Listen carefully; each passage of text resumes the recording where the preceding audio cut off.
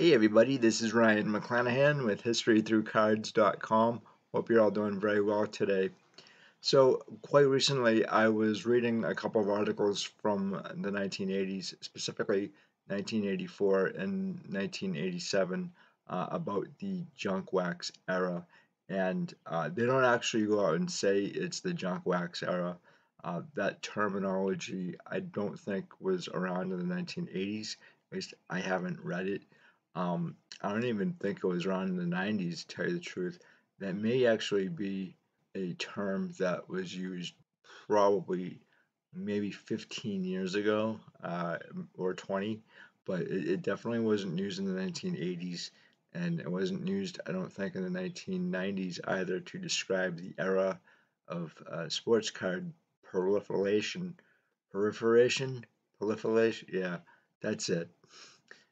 Me and English, we don't really see eye to eye sometimes. Anyway, I have a different take now on the junk wax era than I did maybe a year ago, and specifically with two companies from the junk wax era. One of them is Donruss, the other one is Flair, and since 1981 through maybe 2001, so you're looking about a 20-year period, these two companies were really innovators in the hobby. I um I wanted to learn a little bit more about A, the companies, and B, what their products were, specifically Donruss. I grew up with Donruss. I grew up in the 1980s, and I have some very distinct memories about the 1980s hobby. Anyway, I picked up this particular card. I only did that because I started to read these articles and I came up with a couple of different conclusions. And I'm going to actually read the articles to you guys because I think you're going to find them really interesting and maybe have a difference of opinion once I'm done. But I picked this up, and this is a 1987 Donruss, The Rookies. It's Greg Maddox's rookie. He's got two of them. He's got another 1987 Donruss, which is the regular is black. This one is actually dark green. I don't ever recall seeing this as a kid, um, but I think it's quite nice, and it's got the same back as a. Let me see if this is. Oh, sorry. It's got the same back as the regular Donruss. I'm not sure exactly how many they produced of this card, but I do like the design quite a bit of the 87 Donruss. And in fact, I always thought that Donruss was really on the cutting edge of design back in the 1980s. Anyway, this is actually quite a nice looking card. The other reason why I wanted it too was I wanted to study the holder. I actually do have a couple of graded cards in my collection, though I'm not a big fan of grading companies or grading cards. I want the card, not the grading company or the slab or the flip. And so I did actually see one of these maybe about a year and a half ago. And let me read some of these articles to you and see if you guys come up with a different opinion than you had before, because I certainly did. So here we go. This is from the Johnson City Press, June 24th, 1984, Johnson City, Tennessee. Donruss gains attention with 1984 baseball cards by Keith Kimberlin. This year's 1984 Donruss baseball card set has become the talk of the industry. Topps, the established leader, will have to share the limelight this year. What Donruss did to gain such notoriety was sell all its cards to dealers by January. The warehouses are empty. The dealers that didn't order before January just didn't get any, said Mel Broyles, who operates Mel's Stamp and Coins on Market Street. Broyles sells more than 100,000 cards a year. They sold all of their cards by January and there weren't any left, and no one knows how many were they printed. With the spotlight firmly planted on Donruss, the company made a mistake by failing to place numbers on the back of a large number of its cards. Most of the cards received by dealers had numbers, but a lot of those sold in stores didn't. The value of such cards has not really been determined by collectors. Donruss also inserted two cards in its wax packs, cards most commonly sold in drugstores and supermarkets, which are not available in dealers' sets. The two Legends cards are lettered A and B. The A card pictures Rollie Fingers and Gaylord Perry and has been selling for around $2. The B card shows Carl Yastrzemski and Johnny Bench, and it goes for about $2.50. The Donruss set normally sells for around $12 to $13, but national dealers are selling the set for $23 without the pair of Legends cards. Donruss has also issued a 60-card set of Action All-Stars and other 60-card Parade of Champions set. The company also has come out with its fourth puzzle. This year's Duke Snider puzzle comes in three-part pieces in the wax packs. Pieces of a Ted Williams puzzle, possibly the best looking of the four, are found in the Action All-Stars packages. The first two puzzles Donruss produced pictured Babe Ruth, 1982, and Ty Cobb, 1983. Donruss also has a Rated Rookie card in its regular set, which is the top performer in each team's farm system. More than one half of the rated rookies are still in the minor leagues. Fleer remains number 3 among the card manufacturers. Fleer's photography is the best by far, Broyles said. They don't really have anything special this year, but it's pretty good looking set. The Fleer set does contain a card of the George Brett pine tar incident. For the first time, Fleer will also produce a 132-card updated set later in the year. Topps still remains on top, but the different number of cards produced by the company seems to have reached the limit this year. Give Topps the boo of the year, Broyles said. Personally, I think they're trying to put the other two out of business. They've come out with so many different cards that a lot of collectors just won't have the money left to buy anything but Topps. Collectors will have to become selective and decide what they consider to be the best from each company. In addition to its regular 792 card set, Topps has flooded the market with the following: set of 12 silver ingots valued at $400, a set of 12 bronze ingots valued at $100, special Darryl Strawberry bronze ingot, 30-card set of 5x7-inch superstars, set of rub-offs, which includes an album with all of Yastrzemski's Topps cards reproduced on the back cover, a 40-card set of glossies obtained by collecting runs from the wax packs, a 22-card set of glossies found in rack packs. Rack packs contain a total of 54 cards, including one glossy. Glossies for the entire 792-card set. 132-card traded set to be issued later in the year. The set contains players who have been traded or rookies who have made it in the majors. Glossies for the traded set. Uncut sheets of the entire regular set. Topps is also producing sets for Nestle's and Ralston Purina. Finding a collector or investor to comment on the current status of the industry is difficult. Serious collectors don't like their name to appear in the paper one day and find their home ransacked the next. People who have the money will make the money, said one area investor who owns more than 1 million cards. The investor has no emotional attachment towards baseball cards. He's just in it for the money. I collect other things, but I invest in baseball cards, he said. I don't like Donruss or Fleer cards. I don't think either one of them will be around in the next 3 to 4 years. I'll see in 5 years what this Donruss set is worth. I think we could see a strike within the next couple of years and it could ruin cards. But Broyles disagrees and thinks the hobby will continue to flourish. The kids keep it going, Broyles said. Every year, a new group of kids comes along and they keep buying everything. If it was only adult collectors, they wouldn't put up with a lot of the things these companies are doing. But the kids remain enthusiastic and they'll keep it going. It's a good hobby to get into. I have doctors, lawyers, and dentists come in here all the time. Once you get hooked, it's something you'll stay in with for life. This is from the Daily Press, March 8th, 1987, Newport News, Virginia. Investors Infiltrate Ranks of Collectors by Chuck Barrowin.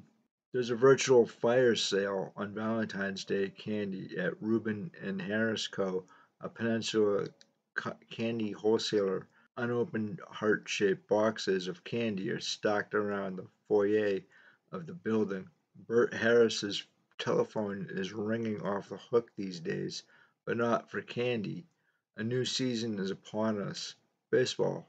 Hobby shops from all parts of the country have called, written, and sent telegrams begging Harris to send them those collectible little rectangles that bear the pictures of baseball players. Baseball cards are hot, and not just because spring training is finally underway after all the excitement of October's playoffs and World Series. The demand for 1987 baseball cards is so great that financial speculators are investing in unopened boxes of the product and driving retail prices sky high. I've been collecting baseball cards since the early 1950s, and I've never seen anything like this, says Harris, sales manager for Reuben and Harris. It's crazy. I've taken orders from all over the country. People say they'll pay any price, just make sure that they'll get their cards. Harris would love to meet the demand, so would every other wholesaler in the country, but their hands are tied and by tightly regulated output of the card manufacturers. Based on orders he received since winter, Harris estimates he could sell at least 300% more cards than last year.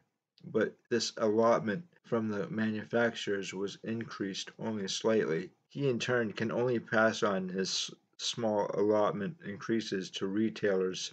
It used to be that you needed big money to make big money, said Larry Robbins, president of Candle Coins and Stamps, a Virginia Beach hobby shop that sells baseball cards retail. But with baseball cards, it's possible to invest a small amount of money and have a big return on your investment in a short time. We used to get a lot of baseball fans in my shop. They'd sit around and shoot the breeze about baseball. But now we have a whole different breed of client. Now the investors are coming in. They're not card collectors or baseball fans, they're speculators. They know more about high-end profits than they do about batting averages. John Harrison, proprietor of the 10th Inning in Hampton's Mercury Plaza Mall, has noticed a similar development.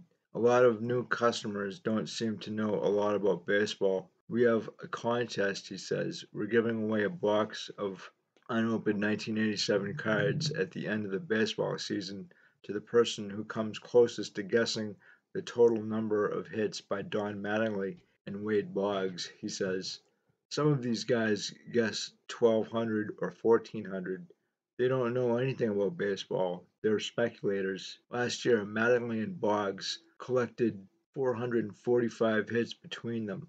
Before a single pitch of spring training was thrown, the entire stock of Donruss baseball cards, the brand of choice among many speculators, was spoken for.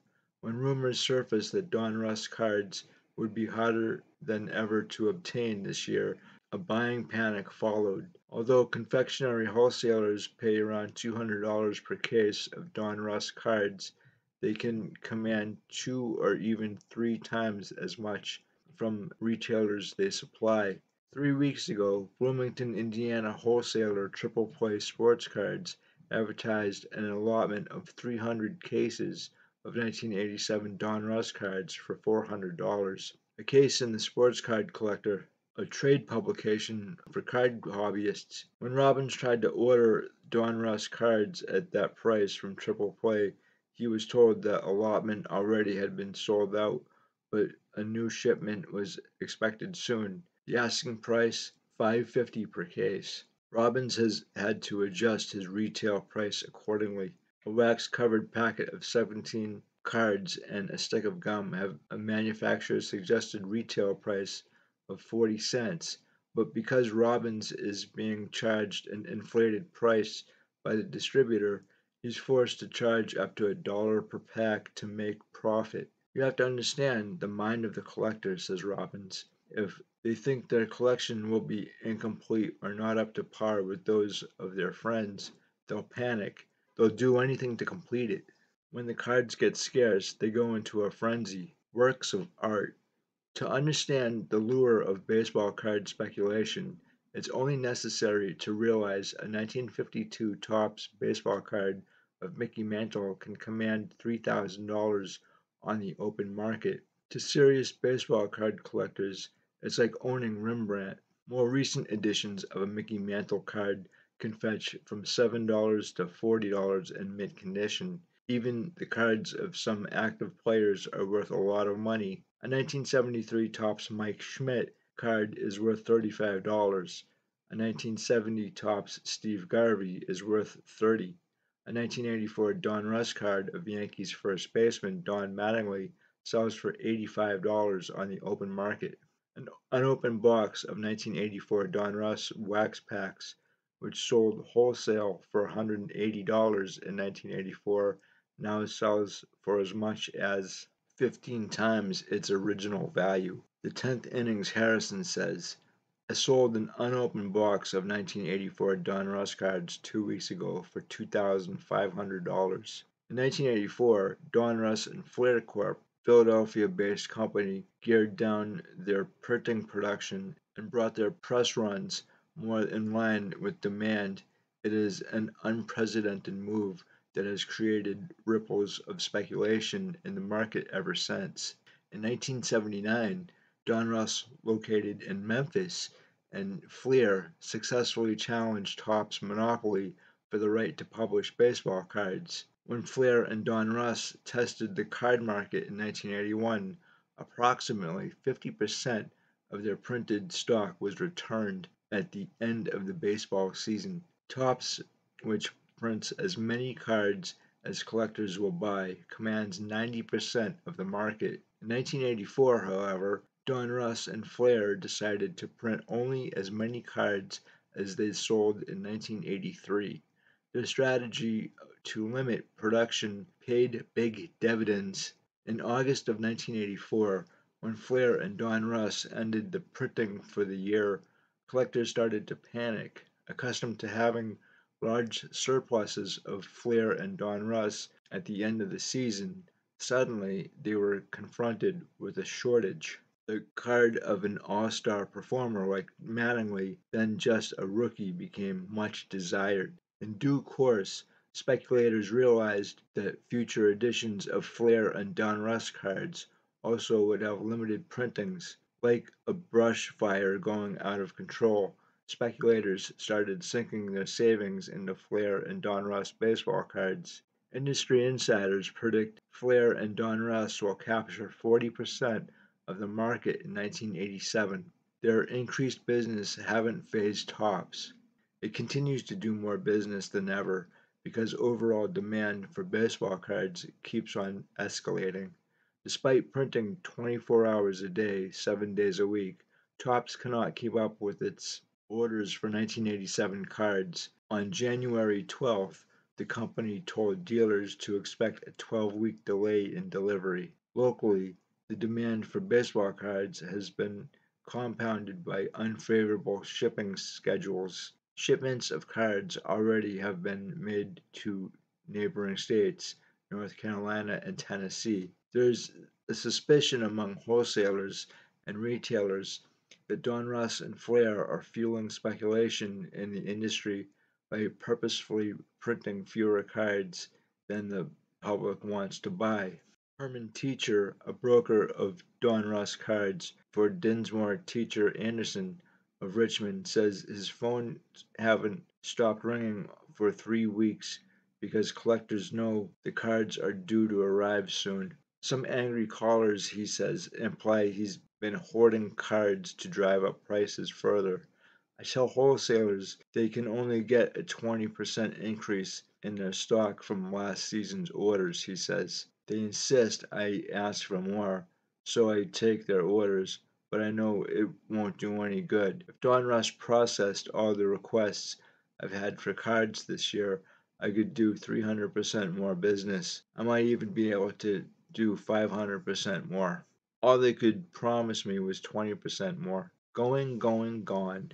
What Donruss and Flair is doing may not be criminal, says Robbins, but it doesn't seem like very good business to me.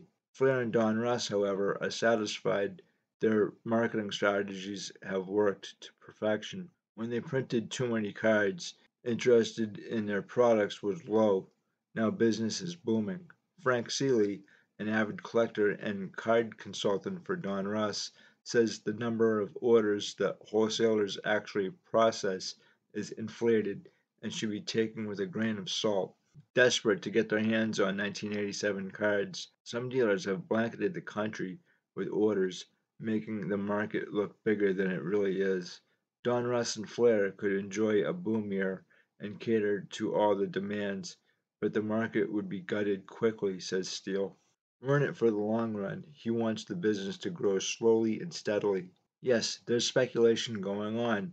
We can't control that. It would be nice to deal with individual card collectors, but that's impossible. We have to deal with the wholesalers and hope they act responsibly. To help control the panic surrounding its product, Donruss has inaugurated the Donruss Dealer Network, a screened list of authorized hobby dealers who can place orders directly with the company.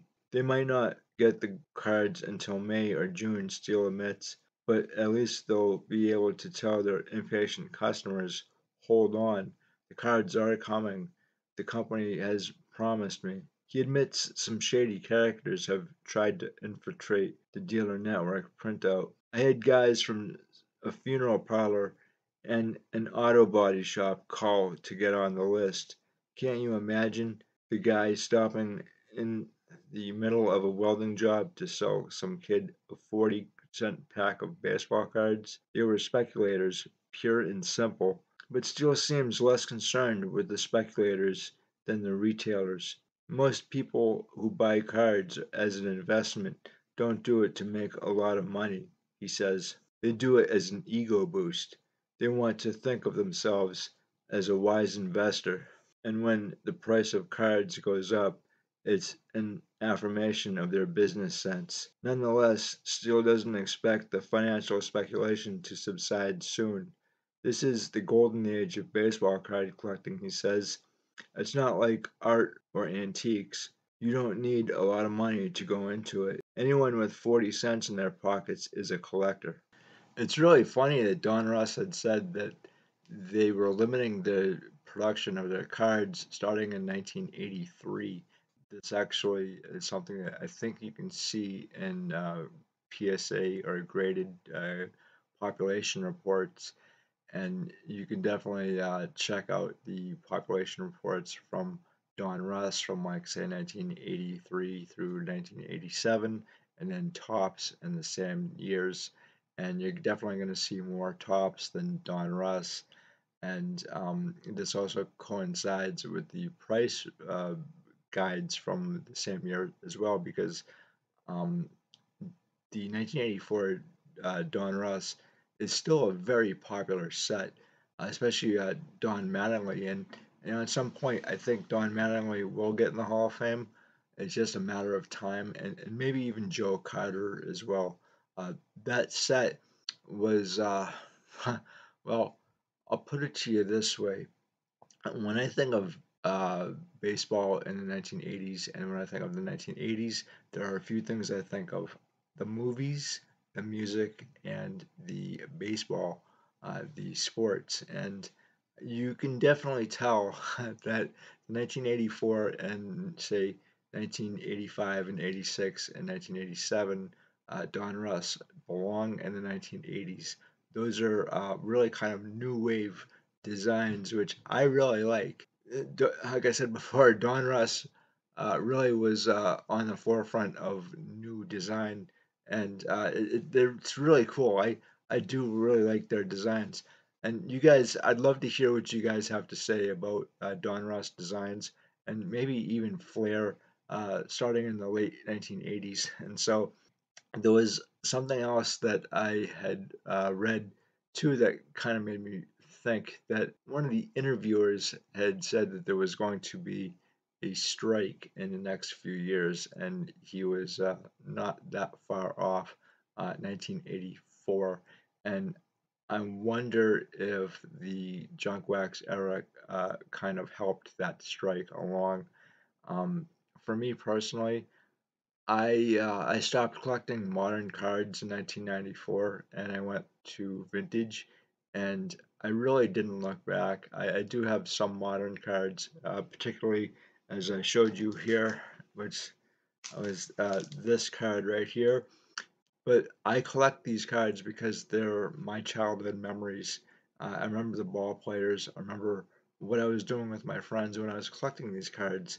The cards that I collected in the 1980s, they were a lot of money back then. It's all relative, really, if you think about this.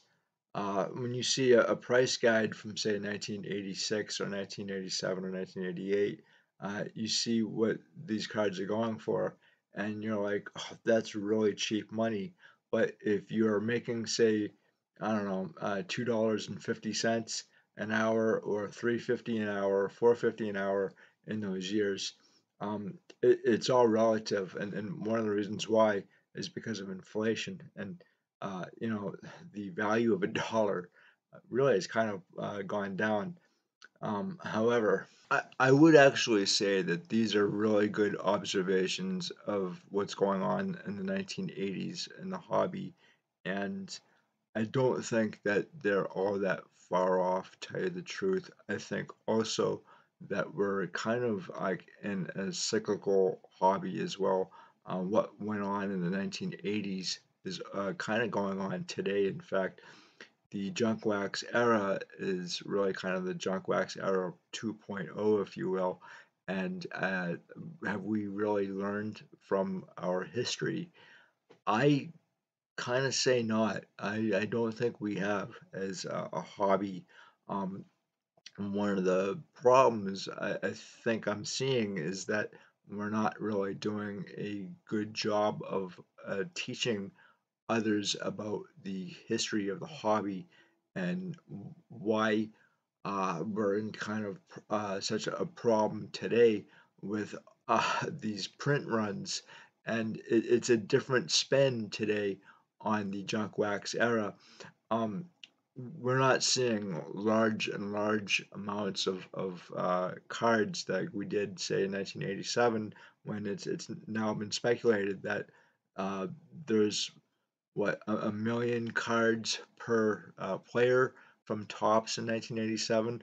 I think there's more 1987 Topps than there are pigeons, and I'm probably not wrong on that. You know, pigeons are very successful. I'm not sure about 1987 Topps. The one thing I do know about 1987 Topps was that it was an homage to the 1962 Topps set, and I first heard about this from my third grade teacher in 1987. She was actually very astounded by the company itself and what it was doing. And we had a discussion about this in class. I think it really kind of had to do with the design. And another teacher of mine, he collected cards in 1962 and the 1960s. So he was actually collecting cards in 1987. So again, it was it's really very interesting what's going on today because again we're seeing that there are multiple print runs of the same design, same player. I did see a lot of these modern cards at the show, and I almost went blind. They're shiny as anything, and like I have no problem with shiny stuff. I'm not a barracuda though. I don't go after this shiny stuff, and I'm not going to tell anybody else not to go after modern cards. it's not for me. Like I tried it once, and there was so much of it that I kind of gave up. And that was the beginning of like 1993, 94 or so. And definitely 1991 was when the Stadium Club came out, and I remember when that came out, I think it was $1 a pack, and that was huge back then. In 1993, you had the Topps Finest set come out, and nobody had ever seen anything like it before. I would say that that is a historic set. At least I think it was 1993. It could be 94 for all I know. So, you had a few of these cards out there, really kind of innovative sets, if you will, for their time. And I think, again, kind of historic. Um, Today, I don't think that these cards are actually being bought and sold like they were back in the 1990s, and definitely not in the 1980s. And we're definitely seeing this in price guides as well. This may actually change though once the other generations start to grow older in age, especially in my generation. I'm a Gen X, and us Gen X guys, we're going after the cards of the 1980s, and it's only because it's our memories as well as my memories, which again is one of the reasons why I collected or collect cards from the 1980s. Because again, when I'm seeing those cards, I'm going kind of back in time, if you will. So no DeLorean for me, but I do have the next best thing, which is a 1986 Donruss or a 1982 Topps, or a card that's similar to that. So anyway, it's generational. So at the end of this video, I have a song by Michael Golden, a friend of the channel, a really great guy and a really great singer. And you guys can stick around for that as well. I think it's a fantastic song, and it has to do with collectors, and it really is fantastic. So, Michael, thank you so much. I really appreciate it.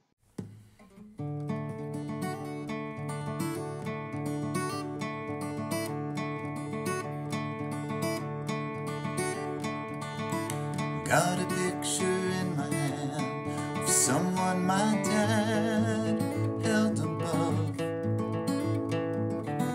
When I hold it in my hand, I feel my dad's love. Wonder if my tribe will be somewhere down this street. Sense of community, sense of belonging. The hobby is a river, it keeps on flowing. The hobby is a river, it delivers you and me. I wonder what it is that brings me to these shows. Heaven only knows, but I'm gonna find it. Maybe some part of me that I had forgotten.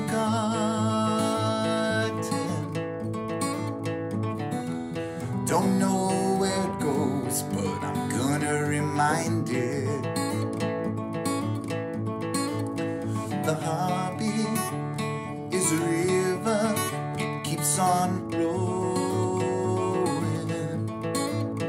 The hobby is a river, it delivers you and me.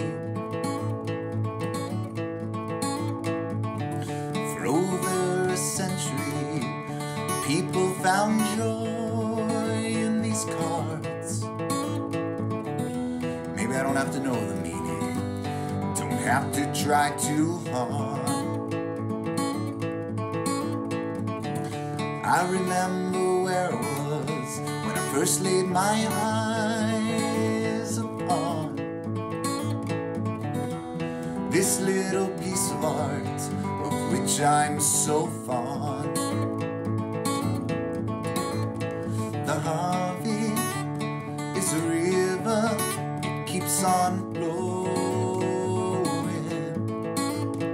The Harvey is a river, it delivers you and me.